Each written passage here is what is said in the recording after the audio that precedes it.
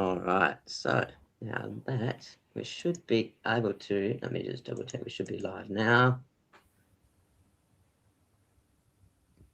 All right. Perfect. All right. Awesome. Awesome. All right, here we are. Now let me just try and make sure this is a bit more spaced out properly. There we go. Now that's There we better. go. Awesome. Awesome. All right, here we are. We are doing our Roaring Lion podcast, which we always do throughout the week. And we had the bye a couple of weeks ago. We've also had some fantastic guests and also some fans and members. And we've got our legendary club chairman, one and only Andrew Wellington. How are you? I'm well, thank you, Reece. Thanks for having me on. No, I'm glad that you had time to be able to join us as well, too, ahead of the big clash versus Eagles and the big game this weekend. Obviously, a lot of our WA supporters sometimes find it hard to get across over East, but it's actually fantastic to be able to have a chance to be able to chat with you and also ahead of the game and be able to see Brisbane Lions live in person. Some of Yeah, them first time since grand final. So, how are you looking forward to the week ahead? yeah. It's always I'm originally from WA and I still have family there, so it's always enjoyable for me to come and watch the Lions play in Perth. It's a little bit more enjoyable than it was in my first few years on the board. I think my first 4 years on the board we lost each time we went over there, but we're a bit more competitive these days and had a good win last year.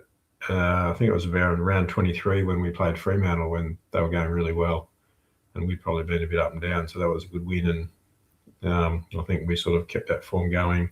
Apart from the qualifying final against Geelong, we kept that form going through the final. So hopefully we have a good game this week. Although the West Coast have been pretty good. They were pretty good against the Bulldogs, so they certainly won't be easy beats. We'll need to be on our game if we're to bring home the win.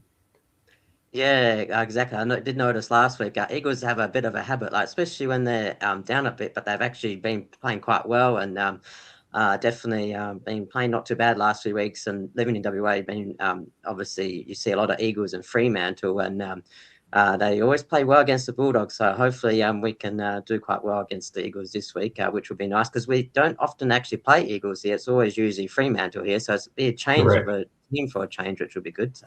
Yep. Um, Yep. yeah, yeah, and I believe you also started out in 2017, I believe, as the chairman. So almost would that be next year? Will be 10 years for you, I think. Is that right? Yeah, correct. Yeah, it was actually the end of 2017. So 2018 was my first season, but that's right. It'll be 10 years will come up next year. So it's been a bit mixed. It was pretty slow the first few years, and then we had COVID, which was an interesting period for everybody. And then since COVID, we steadily improved. Obviously, made the grand final in 23, didn't quite get it done, but 2024 and 25, well, we certainly had great ends to the year. Everyone said to me what a great year 2024 was. It was actually a really tough year. We were, I think, 14th around halfway through the season. So we had a poor start, but we were able to finish off well. So yeah, I've had. It feels like there's been really 3 different stints in my time, but 10 years is a decent stint. People will probably get sick of me pretty soon. Well, I think we've been doing quite well, and you've actually got the club into a good spot as well too. Good culture on. You've brought a great leadership as well too. So it's fantastic to be able to have you on board as well as the chairman as well. There's also we'll get to some questions a bit later, but first of all, also just talk a bit about a couple of the events coming up as well too. Yeah. I believe this year, I know last year you mentioned, I was chatting with Sam Graham in Melbourne saying that last year we didn't have the open training session, but I believe this year there'll be an open training session. Is that right? That's the plan. And the only fly in the ointment could be the weather. So the current plan is the captain's run, which would be the open training session. That would be on Friday, 10:30 a.m. at Optus. I watched the game last week between Sydney and Fremantle, and there was so many players couldn't keep their feet; they were slipping over. So I imagine the curator's a bit sensitive with all the rain that they're going to get. So I know the football department are in the background just working on some backup plans if it turns out that we're not on Optus. But plan A at the moment is there'll be a captain's run Friday, 10:30 a.m. at Optus, and that'll be open to supporters to come in and watch the team do their captain's run. Obviously, it's normally a pretty short, sharp session, and so that'll be good. And then for members, there's going to be an event at the Camfield on Saturday, which I think is around 2:30 to 4:30. And there'll be some stuff, if not already, on our website about how members can register for that. But that's one that members should register for if they want to attend. Yeah, and it's perfect because those that are coming into state, Canfield's just the bar right next to the Optus Stadium as well too. So Correct. It's not too far to walk. You just walk across the road. Don't have to worry about driving or anything like that. So it makes it easy. Yeah, yeah. Now you can get the train. Yeah, and it's a very nice nice place there. It's actually world record longest bar actually in the Southern Hemisphere because the bar is so long. So when you have a look at that, you'll be able to notice that. And I work with the WA Footy as well too. So if we can't get up to stadium, I might have to swing some ropes to try and get somewhere so we can train. Yes, yeah, I'm not sure where they'll be. I know we've trained at Claremont Oval before, but whether that's available, they're looking at a few different options, I think. Yeah, because as I was mentioning to you off air, it's Thursday and Friday. Looks like probably the two reddest days. It's 7 mils at the moment on Saturday, so at least won't be too bad. Although Eagles and Fremantle not too good in wet weather, so it could benefit us as well too. So we don't play a lot in wet weather. It was even down at Geelong where we played well. It was really wet leading into the game, but it didn't rain much during the game itself. Most of the grounds these days drain pretty well. The Gabba certainly drains pretty well, but it did stand out last week at Optus. It just looked like there was a lot of players struggling to keep their feet when they were trying to change direction. So that'll be interesting. Yeah. So that would be good, and the make sure you sign up too. By the way, for the if you check your email. Also, I believe with the banner, there hopefully will be a banner. Is that right this year? Oh, that's a good question. I'd have to check on that one. Hopefully. Yeah. So fingers crossed they will have a banner this year. But keep an eye out for the emails because I did chat with the membership team earlier as well too. They did mention that. Hopefully it'll come out today or tomorrow, fingers crossed, on the email in regards to the banner. So that would be also good as well too. And there's also a Q&A session with Logan Morris, Wilmot, and also Lohman as well too. That's on a Friday night as well too. So that's a lively trio to have. That'll be good. Yeah. Plenty of energy there. Yeah, we especially with Wilmot there after his 100th and that big win and all that. So we might have to pick up the phone as well with him. He likes to say that, but no, that's also going to be pretty good as well. And also the AFL Women's, they're starting soon as well. When are they starting? Well, so they start the first AFLW event is actually the end of July. So that's the representative game between Australia and Ireland, which I think is fascinating. And we've got divided loyalties at the Lions. Obviously, most of us are Australians, so you feel like you should be barracking for Australia. But we've got three of our great players, Orla O'Dwyer, Jen Dunn, and Nessa Dooley will represent Ireland, and Craig Starcevich is one of the assistant coaches for Ireland. So we'll have divided loyalty. So that'll be the end of July, and then I can't remember, it's a week or a fortnight after that the actual AFLW will get started. Yeah, well, my family's Dutch and German, so we won't talk about the soccer. They got kicked out on the same day twice. Yeah, but no, it should be pretty good. And then after the international rules game with the AFL Women's, when does the Brisbane Lions get underway? What day is that? Yeah, I'm not exactly sure. I think it's a fortnight after that, and we do have a game. In Western Australia this year because we don't always get to go to Western Australia. So I'm pretty sure we've got a game against the Eagles. Although again, you might want to check on that. It's a really sort of busy few weeks where you've got to try and juggle both fixtures. Yeah.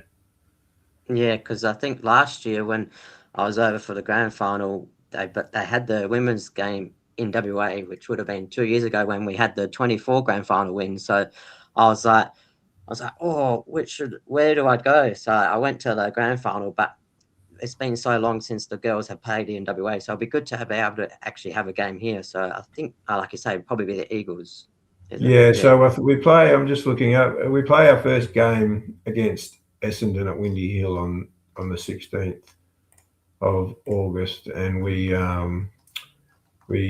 play the Eagles on the September 12th, yeah, um, which is a Saturday. So hopefully I'll be over there to watch. Although it would be good if I can't go because I've got to attend a men's final, given that will yeah, be exactly. Yeah, the middle of September. So it's yeah, always a bit tricky to juggle the diary through that September period yeah. if the men are in the finals and the women have started their season. Although I have a feeling I don't often do predictions, but if Brisbane finish fourth, they might be playing here as well against Fremantle on the first week of the finals. If it's for the Yeah, first look, elimination. it feels as though in the absence of something strange happening, Fremantle will most likely finish top, and so whoever Yeah, finishes fourth would play them in the first week of the finals. But obviously, we've got to continue to chalk up a few wins to finish fourth. Notwithstanding we're sitting in fourth now, I think towards the end of the Essendon game, it was really turning on goal by goal whether or not we were above Adelaide by percentage. So there's only a handful of points separating us from Adelaide at the moment, and obviously there's some other clubs that aren't too far away as well. So with sort of 6 or 7 games to go, there's still a fair bit of water to go under the bridge. But yes, if we finish fourth, most likely we might travel to Perth to play Fremantle, which we did last year and managed to get a win. So once you're in the finals, you can't complain about who you're playing or where you're playing. You've just got to turn up and try and get the job done. exactly, and plus the finals experience we've had the last few years as well too, like which will benefit as well too, because coming up against some teams may not have as much finals experience, but it'll be good that we got banked up the finals experience, especially the back-to-back premiers last few years as well too, which will help as well. Yeah, Um, yeah. yeah, No, Fremantle are addressing a lot of. They probably don't, as a group, have a lot of finals experience, but they do have players in their squad like Shea Bolton and Jackson who played plenty of finals. So they'll be a formidable opponent if you have to come up against them in the finals. definitely.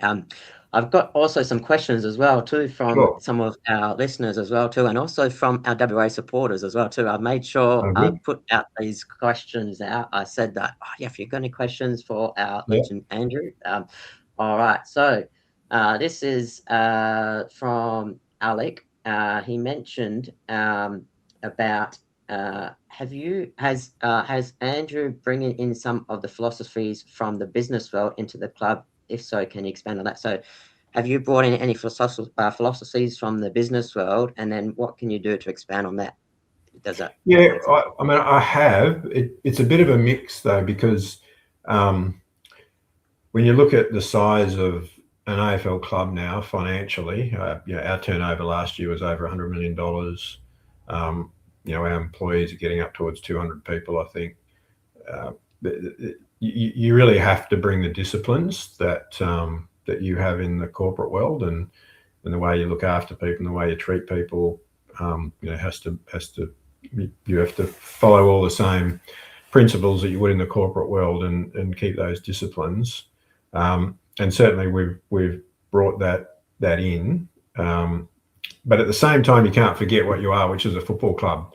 And so I talk about this a lot. There's things that are intangible that people value as part of being a football club, whether it's the way the jumper looks, or whether it's your song, or whether it's the way the players conduct themselves. All these sorts of things that you're probably not as focused on in a business necessarily. Not to say that people don't focus on their brands, etc., but just the connection, that intangible connection with people and with players' families and those sorts of things. So that's where. So it's a little bit the same, but it's also different. I think it's really important you don't lose sight of that. I think if you try and run a football club purely as if it's a business, you'll go wrong. And if you try and run it without any business discipline, you'll also go wrong. So there's a bit of a balance. Yeah, good answer. I like that. A bit of both. That's good. Now another one. Uh, All right, this one here. So when you joined the board back in 2017 with as a club chairman to the position that is today, how how how do you think that has gone from when you joined to now, if that makes sense, from being a club chairman to now? Um, well, we're in a stronger position now, and that's not down to me. That's down to a whole bunch of people that have you know, been able to turn around the club's fortunes. So it's certainly it it feels different now to what it did then. When I became chairman at the end of 2017, I had been on the board for 3 years. I came onto the board partway through 2014. So, and they were all pretty lean years, but we had plenty of good people, and so and there's a number of people that are still there now that were there then. People like Danny Daly, um, that are still around the club, and a lot of the executive staff. Obviously, Greg Swan's left, but a lot of the other sort of executive staff were there. So um, it I suppose it just feels as though we've been able to get on top of some of the challenges that we had then. We had challenges off the field financially. We had a lot of debt. Um, on the field, our product wasn't great. We were battling, it's well documented, we were battling to hold on to players. We were battling to attract any players, new players to the club. And so it feels as though we've been able to get on top of those issues and address them one by one. So that's been satisfying. That and I've noticed that as well too, because we kind of like back when you started, it was kind of like you would say probably like the dark days and stuff like that when we had a few people leaving and the players were leaving and that and to now like you said with the culture has changed and that and we get people that players want to be there at the club as well too, and I find it's definitely turned around as well too, that's for sure. One of the big things we tried to change, and Greg Swan and I used to speak about this quite a bit, is I think when you've been down for a long time, and particularly when you're in a non-traditional football state, you can, and this is not a criticism of anyone, I think it's really hard to avoid this, but you can develop a bit of a victim mentality where it's easy to identify why things aren't the club's fault, why it's the AFL's fault, while it's the nature of the competition. People don't understand how hard it is to operate a football club in a non-traditional state.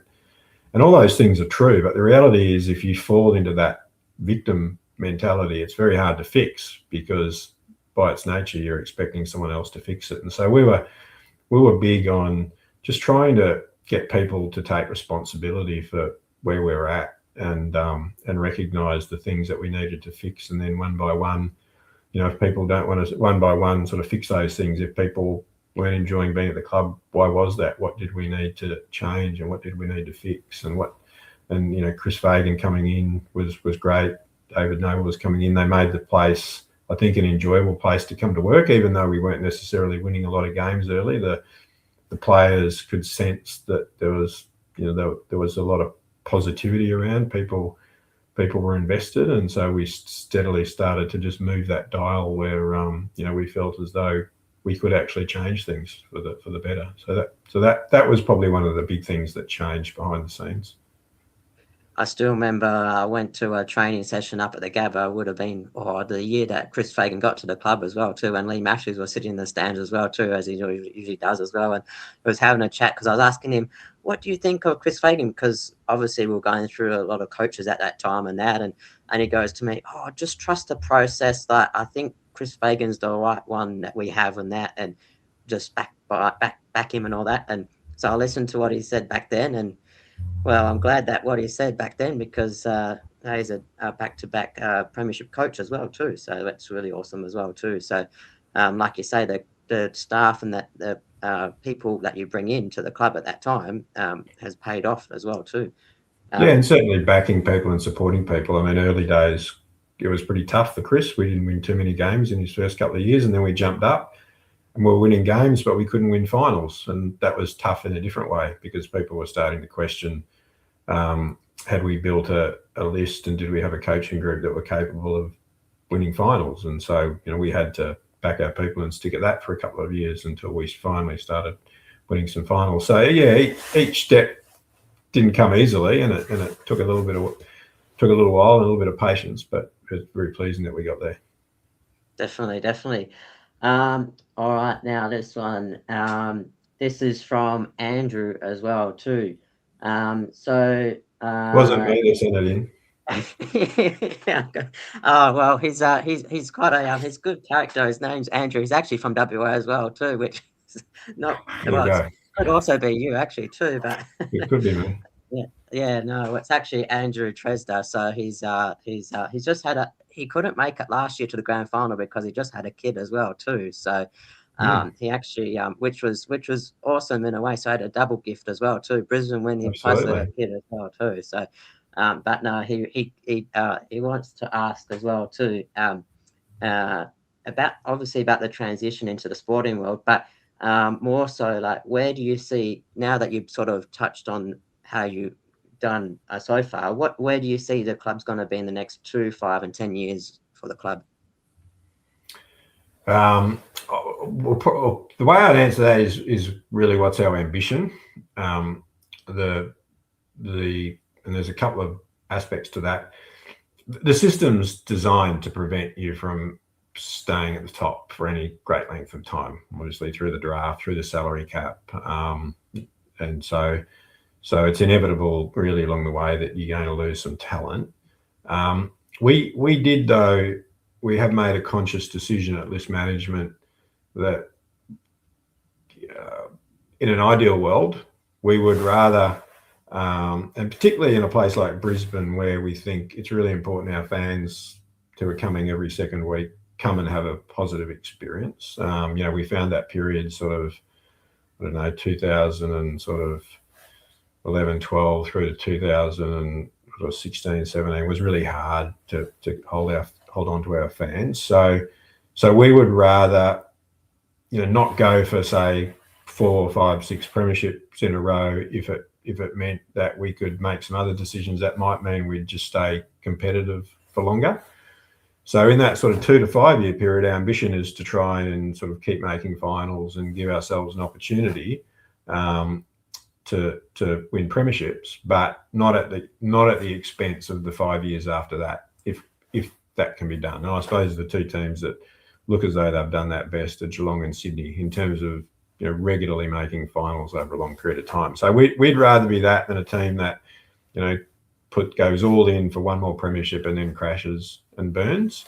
And then if I take a 10-year look, it's really difficult from an on-field point of view to guess where we might be in 10 years. I mean, it'll be a completely different playing list by then, etc. But the one thing that is relevant to that sort of time frame is the new stadium in Brisbane. And so in 2032, we won't move it in 2032 because they'll be having the Olympics, but in 2033, which is only 7 years away, hopefully we'll be able to move into a 63,000 seat stadium, which at the moment, as successful as we are on field, we actually really can't fit any more people into the Gabba. I think last year 9 out of the 12 games there, which included finals, were sellouts. And so it's starting to become challenging for us to grow beyond where we're at, whereas we'll have that opportunity in that stadium of that size. I mean, our ambition would be to suddenly become a club that would be spoken about in the same way that some of the big Melbourne clubs are, or West Coast or Fremantle, the clubs that have big stadiums and are able to fill them. So that would be our ambition. Whether we'll be there or not, who knows? Yeah, because I was just chatting with the our membership team the other day as well too. I was saying how over here Optus Stadium, they're asking me, because I haven't been to Optus Stadium yet, and they're asking me what's the stadium like and that, and I was relatively quite new in that, and it's got Holder's got about 60,000 seats here as well too in WA, and then they're saying they're pretty keen for the Gabba to the new venue when it gets obviously for the Olympics as well too, and to be able, like you say, to have 63,000 seats will be fantastic, because there'll be an extra 20,000 people that can get to the games. And at the moment, I believe it's like usually about 35,000 or 30,000. Is that right, up the Gabba? Yeah, really. I think the preliminary final against Carlton a couple of years ago we might have had about 35, and it just, I think the official capacity might be closer to 36, but that you'd have people sitting pretty much where they couldn't see the field and that type of thing. So its effective capacity feels about 35. Yeah. Yeah, so I reckon once we can get that double the amount, that'll be perfect. And we've also ticked over about 75,000 members, I believe, last year as well too. And I Yep. believe we should be on track for again to break the members record. Is that right? Yeah, I think we've just broken the members record. Which I think, so we're just over 75. We'd like to get to 80. That's going to be a bit touch and go. We've still got a bit of a push, hopefully, from people joining AFLW.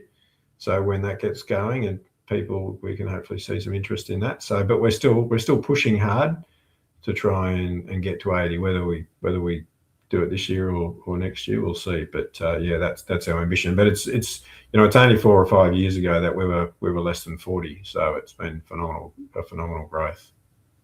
Definitely. And I saw Alec. He also just said he's also jumped on to have a watch as well too. He's also had a question in as well too. He's been to the last few grand finals as well too, and actually, he was actually sitting like 3 rows in front of me at the grand final last year, so it Oh, there was you quite go. a interesting spot. I was just like, oh, there, going around the whole of Australia, and I see him right in front of me as well too, so it was quite funny.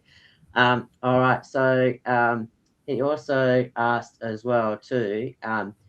When you sort of started off your career, what was probably your best advice that you received when you're starting off your career?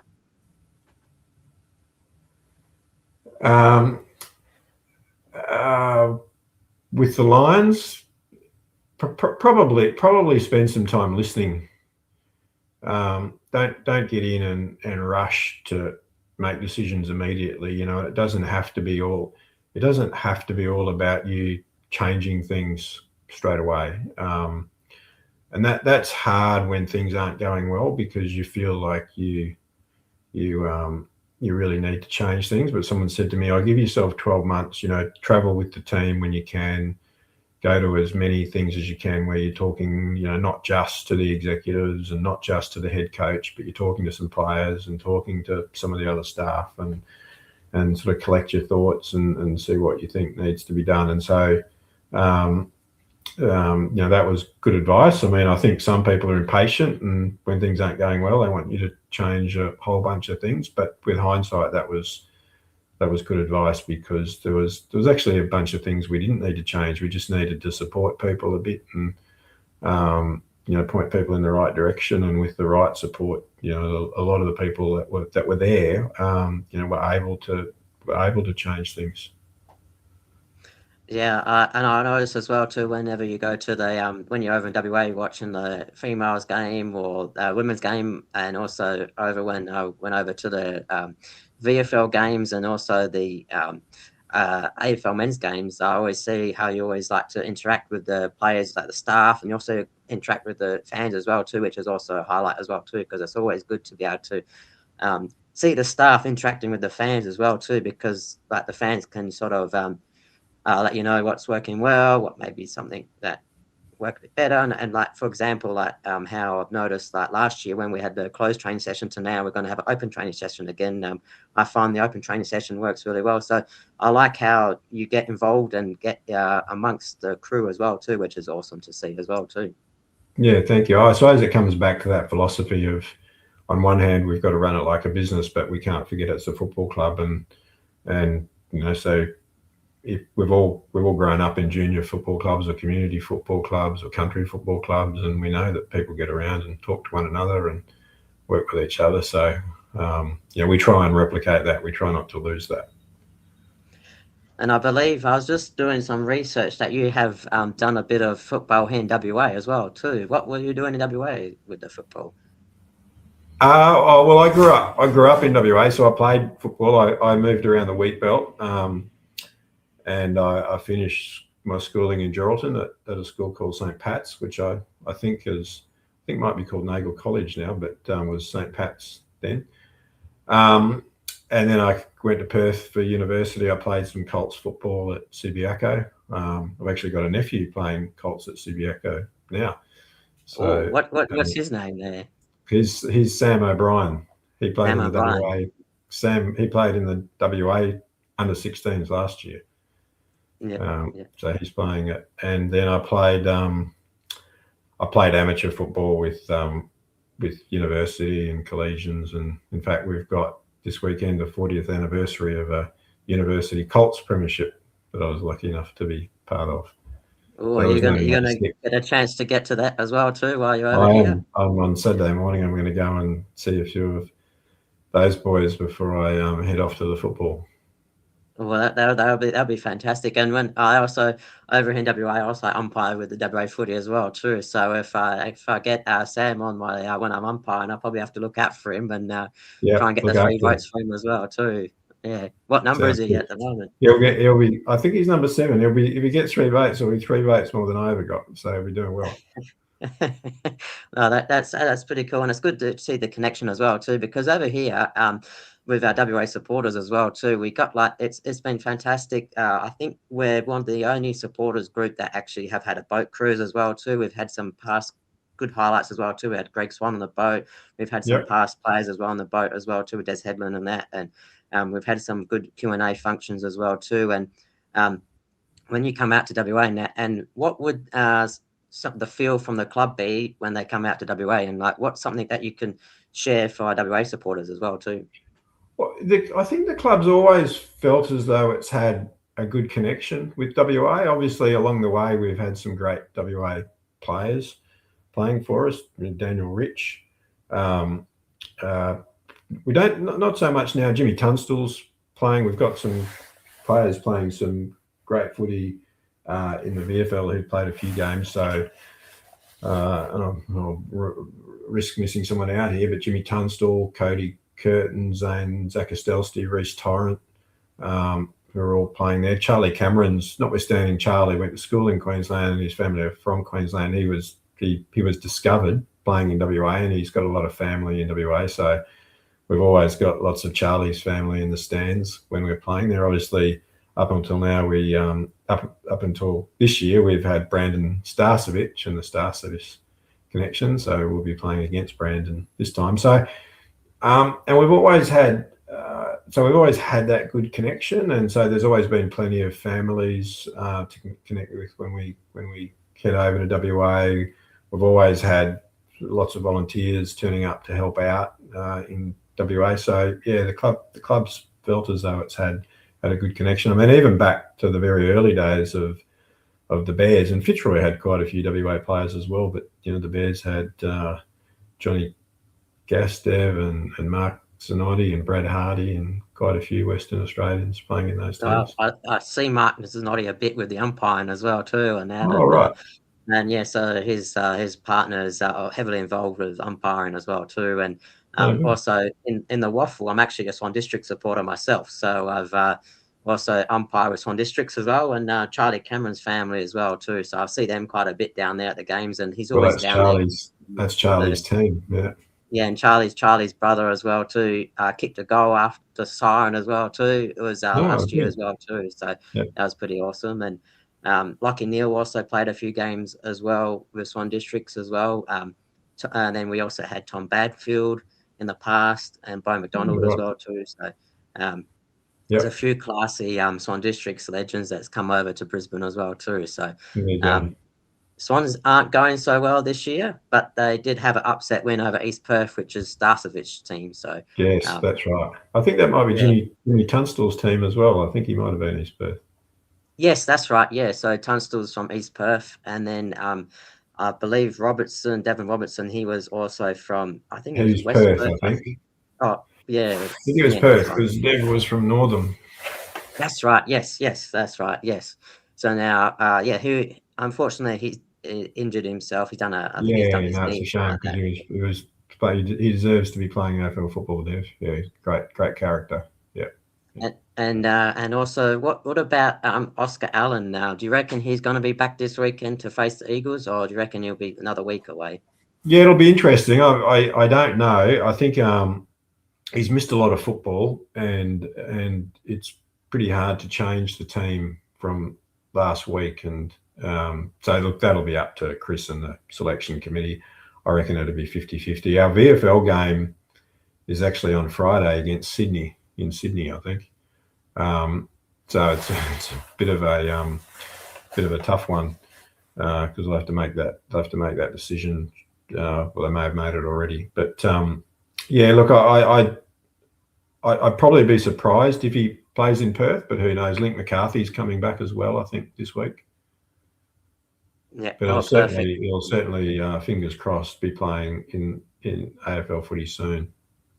Yeah, that'll be good because yeah, usually the rivalry games are always quite fascinating too. So it'll be interesting to see. Well, Sam Draper played well against Essendon last week. And I kind of I actually was quite I felt it was pretty good what he actually did. I respected him as well too because sometimes when you play against your old team, you kind of celebrate a lot. But I liked how he sort of mellow and didn't sort of celebrate against his old side. So I thought that was quite good to see as well too. So he had a great game too, and that goal when he fended off 3 players and that I think surely. If my mate Nick Nat can get a goal of the year for his one, I reckon that's close to the goal of the year, especially coming off 3 players, and because ruckman don't normally do that, so that was quite a No, good goal, I reckon. that was a great goal. Yeah, and now as we sort of finish off as well too, what do you reckon? How do you think we'll go for the rest of the season? Like, what do you think our sort of final position you think we will be, and yeah, what do you think? Look, it's so difficult to predict. I mean, obviously, we seem to be playing some good football at the moment, but we know also during the year that that hasn't been the case every week. I mean, I think at least now that our destiny's in our hands, in a sense. If we can win the bulk of the games remaining, we've given ourselves a chance of finishing top 4. Feels as though top 2 is probably a bit of a reach too far unless something really strange happened. I think finishing top 4, would be a great advantage, and so that's certainly our ambition. But having said that, we wouldn't be writing the season off if we were sort of 5th or 6th. We in 2024 we came from 5th to win. So yeah. So look, I think the main thing for us, I'm probably stating the obvious, but the most important thing now is really to try and keep the list pretty fit. We've actually, after going through a period where I think at one stage we might have had 10 or 12 injuries and we were down to just 5 or 6 listed players playing in the VFL. We're back as of this week to, I think, only 2 players on the injured list, and that's Jack Payne, who unfortunately has been ruled out for the season, just to make sure he's 100% right for next year with his knee. And then Darcy Gardner, who hopefully would be back in sort of 3 to 5 weeks. So that'll be a really important thing. Not that you can always control that, but to get through the next few games unscathed and keep the list fit. And then to maintain our form. It's been good to see some players that probably weren't in great form. Will Ashcroft would be one that you could point to that his form was a bit mixed earlier in the year, but he's been really good the last couple of weeks. Hugh McCluggage is only just back, so you'd reasonably expect his form to start to build. Sam Draper, you mentioned, in great form. So that's going to be the main thing. Can you go into finals with a healthy list and in good form? I think it's not rocket science to see that that's the formula for success in the finals. Exactly, and to go from like you say, we had about 14 on the injury list about 4 or 5 weeks ago to now only having 2 coming up this week. It's like fantastic turnaround, and plus now we got sort of like a good bunch of games coming up as well too. So it also gives a chance for the players coming back from injury a good time to sort of like have some game time and some game minutes as well too. So we sort of got over that. Yeah. We sort of got over that hurdle, the Sydney Geelong games, I think. And I think the next one, which could determine the top 4, would probably be the Hawthorn Brisbane game coming up as well too. So yeah, no, we've got Hawthorn. That'll be an important game. Collingwood at the MCG that in the last round, they're never easy, so that'll be an important game. I mean, maybe the injuries will turn out to be a bit of a blessing. It's a really long season, and we're off the back of 3 long seasons because we've played finals each year and right through the grand final. So, maybe someone like Hugh missing a few weeks and just coming back in now and touch wood, if he can stay healthy, he might be just hitting his straps at the right time. Perfect. And do you have anything that you would like to share or add anything that's maybe something that we don't know as well too. What's something that you like to add as well too? Or more just thank all our fans. I know that the players love the fact that it seems to be now wherever we go, we get support, and so we know that the WA fans will probably be outnumbered on Saturday. But I know when we played there in round 23 last year, they made plenty of noise when we got a bit of momentum in that game, and the players commented afterwards how great it was to feel that support. So we're grateful for the support that we get all around the country. So mainly just say thank you to all the fans. I don't have any sort of little snippets or anything. I mean, it's interesting. I did look through that. We're playing against Brandon Starcevich, but we're also playing against Elliot Yeo, who, of course, assuming he's playing, who is a former Lion as well. And we've only got two players that would have been playing when he was playing, and that would be Ryan Lester and Zane Zorko, where they would have been teammates quite a while ago now. So it's certainly been an interesting journey for both teams, both the Eagles and ourselves, since I think it was 2013 or 2012 when Elliot was playing with us. Yeah, I've work in here in WA with the footy, and that I get a lot of Eagles fans. When Oscar Allen left to go to Brisbane as well too, they were talking about, oh, we're losing a player, but I said to them, oh, we're giving you 5 players in return, because we had Correct. Yo that's gone, Robertson, we've had Starcevich, Witherden, and then also they managed to Jack. get pick 2 as well too, so that turned into a Yeah. player as well too. Jack. So Well, we seem Jack to Redden have. went. Jack Redden went, and I think Jack played in the Premiership, didn't he, in 2018? Yeah, Yo and Redden were like their 2 best players in the Yeah. premiership. So So, yeah. yeah, it's definitely quite a few good ties to Eagles over the seasons as well too. Yes. Yeah. And this will be just our second time we've played Eagles at Optus Stadium too, because normally, as I say, we play Fremantle all the time, but Yeah. it's been changed to actually play Eagles for a chance. And there's an interesting quirk in the fixtures. Had a look, and we've actually played Geelong 6 times before we played Eagles the last time. So we played Eagles in round 1 last year. We're going to Yeah. play them again this week, and in between that, we played Geelong 6 times. Yeah. That's No, I mean, 2 of those were finals, but yes, you're right. It is.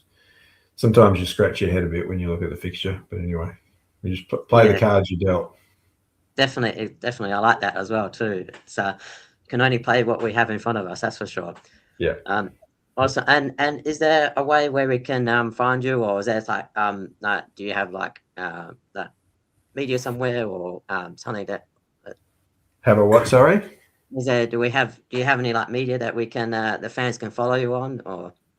Well, I'm pretty quiet on social media. I think people. I'm on Facebook, Instagram, and X, but really only so I can read. If the media people need me to read something, I can access it. I think people, particularly on Instagram, would be very disappointed sometimes. They reach out to see if they can follow me, and I think the last time I posted something was probably about 4 or 5 years ago. I very occasionally put something on X.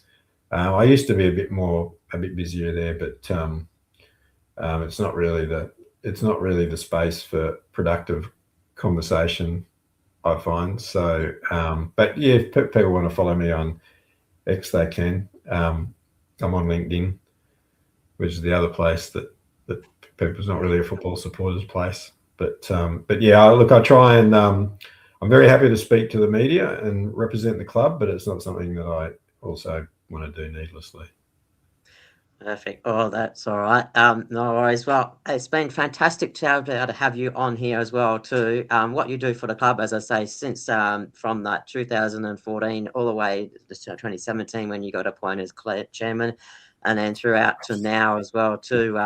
You can see the rise of the Brisbane Lions as well too, and it's definitely thanks to staff like yourself that's been a part of the club for so many years before that, as well as a member and a supporter as well too of the club before that, and how you get around to the staff, you get around to the fans as well too, and the community as well too, and it's great to have you as well too, because you're part of WA as well too, and of course, WA supporters crew as well too.